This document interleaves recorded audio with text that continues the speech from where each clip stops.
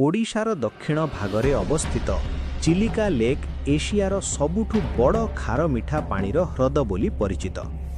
प्राय 1100 square kilometre अंचल जोड़ेई थिबा एही ह्रद समुद्र सह युक्त थिबा एक अनन्य जलभूमि।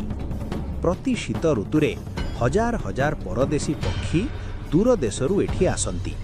एहा पक्षी प्रेमी मानंक पई एक अद्भुत दृश्य सृष्टि करे। चिलिकारे दुर्लभ इरावडी डॉल्फिन मध्य देखिबाकू मिले, जहा एही स्थलर एक विशिष्ट परिचय। एहा केवल प्राकृतिक सौंदर्य नुहे, एही ह्रद हजार हजार माछुआ परिवारर जीवन और जीविका सह घनिष्ठ भावे जड़ित। चिलिका भारतर एक गुरुत्वपूर्ण जलभूमि रूपे परिचित।